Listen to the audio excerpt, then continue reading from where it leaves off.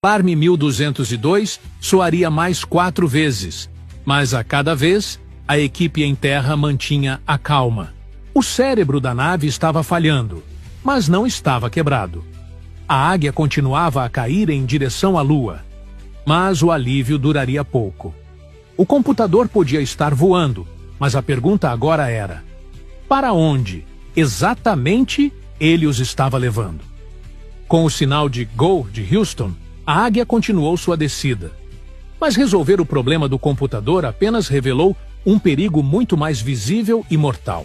A cerca de 150 metros da superfície, ao olhar pela pequena janela triangular, o coração de Neil Armstrong gelou. O piloto automático não os estava levando para a planície segura que haviam planejado.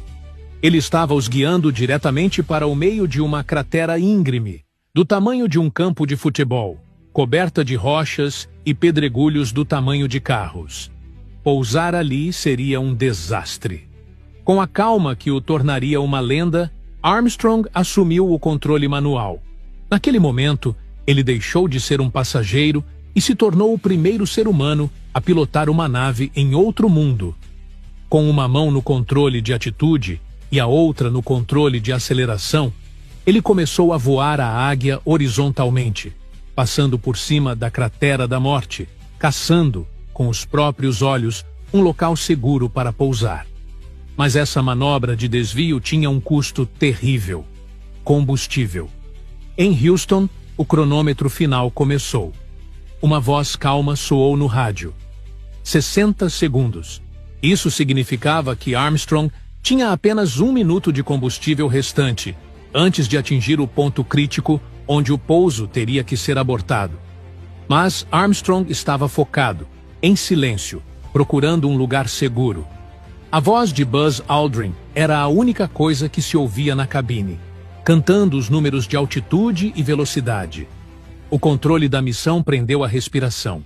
A voz em Houston voltou. 30 segundos. O desespero começou a se instalar. Armstrong finalmente avistou uma clareira, uma pequena área segura entre as crateras. Ele inclinou a nave e começou a descida final. Enquanto a poeira lunar era levantada pelo motor, uma luz azul se acendeu no painel da cabine. Era o sensor em uma das patas da águia tocando o solo. Armstrong desligou o motor. O silêncio que se seguiu foi absoluto. Então, a voz de Aldrin quebrou a tensão, e logo depois, a de Armstrong, para o mundo inteiro ouvir. Base da tranquilidade aqui. A águia pousou. A análise posterior dos dados mostrou que, no momento em que o motor foi desligado, restavam menos de 25 segundos de combustível. Uma hesitação a mais, e a história teria sido muito diferente. Enquanto o mundo celebrava a perfeição, os engenheiros em Houston, olhando para os dados da telemetria, sabiam a verdade. A humanidade não havia chegado à Lua por um planejamento infalível, mas sim por uma combinação de treinamento rigoroso, genialidade sob pressão e uma dose considerável de sorte. Mas o perigo, a verdade que poucos conhecem, ainda não havia acabado. A águia estava segura na superfície, mas a pergunta agora era: ela conseguiria sair de lá? E a resposta para essa pergunta quase foi não, por causa de um simples pedaço de plástico. Depois da caminhada lunar, ao retornarem para a cabine apertada, o volume da mochila de Buzz Aldrin acidentalmente bateu no painel de controle e quebrou o pequeno interruptor do disjuntor principal, o interruptor responsável por armar o motor de subida. Sem ele, o motor que os lançaria de volta para a órbita, para a segurança da nave-mãe Columbia, não poderia ser acionado.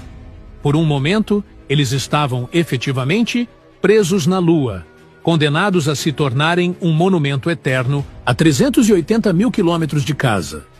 Em meio à tensão, foi o próprio Buzz Aldrin que encontrou a solução.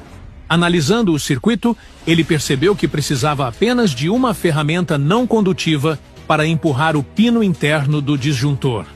Ele usou o objeto menos tecnológico da missão, a ponta de uma caneta hidrográfica que levava no bolso. Com uma precisão cirúrgica, Ele inseriu a ponta da caneta no buraco onde o interruptor deveria estar e armou o circuito. Funcionou. Uma caneta e o raciocínio rápido de um astronauta salvaram a missão Apollo 11.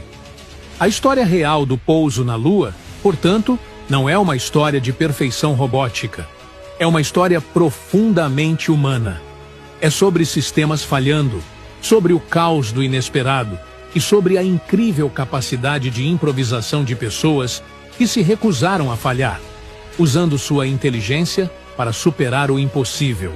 Da próxima vez que você vir a imagem icônica de Armstrong descendo a escada, lembre-se da história não contada, dos alarmes, do cronômetro de combustível chegando a zero e da caneta que os trouxe de volta para casa. A maior conquista da humanidade não foi